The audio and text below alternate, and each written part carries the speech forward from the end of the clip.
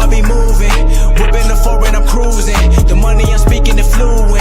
All of my business booming. Stacking my cash in abundance. All of my family funded. Finally got what I wanted. Life is amazing, I love it. Everyone know that I run it. Yeah, look at me now, I came up. I've been thinking back then when I almost gave up on the game cause I never got in my way.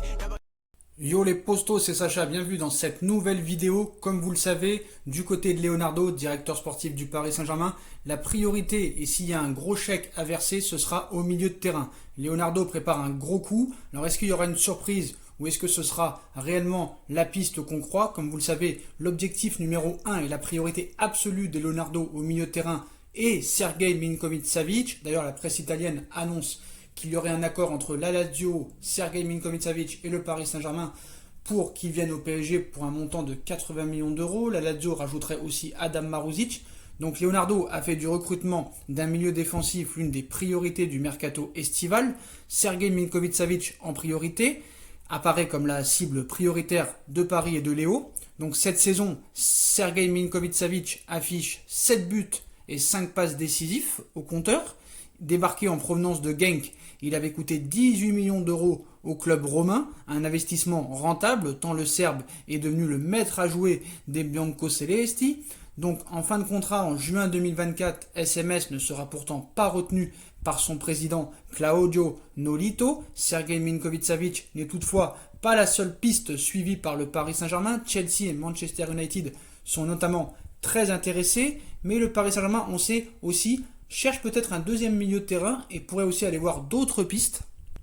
Tiémoué Bakayoko, qui est également dans le viseur du Paris Saint-Germain et de Leonardo qui l'a fait venir au Milan AC et qui est en contact perpétuel avec lui, ainsi que Lorenzo Pellegrini, qui plaît également à Leonardo, joueur de l'AS Roma qui a 16 matchs en Ligue des Champions, qui est assez polyvalent aussi. N'Golo Kanté ne laisse pas non plus indifférents les Parisiens depuis maintenant quelques années, ainsi que Thomas Partey, qui est également sur les tablettes du club de la capitale et d'Arsenal, le joueur de l'Atlético Madrid. De même que Wilfried Ndidi, milieu de terrain de Leicester City, qui plaît beaucoup aussi à Leonardo. Malgré la crise financière qui a plombé les comptes du Paris Saint-Germain, Leonardo serait bel et bien prêt à une folie pour renforcer le milieu de terrain parisien. Si le PSG a passé sans encombre son examen devant la DNCG jeudi dernier, le club de la capitale n'en accuse pas moins un déficit de quelques 120 millions d'euros. La faute évidemment à la crise provoquée par la pandémie et en particulier à l'interruption de la Ligue 1 décidée fin avril par la LFP.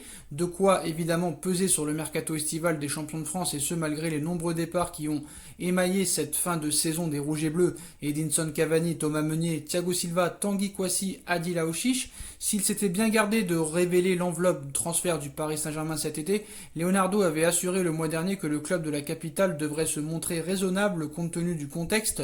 Il avait cité: on devra être créatif, trouver de bonnes solutions pas trop chères, par petites touches, car même s'il y a des départs, notre effectif reste très compétitif.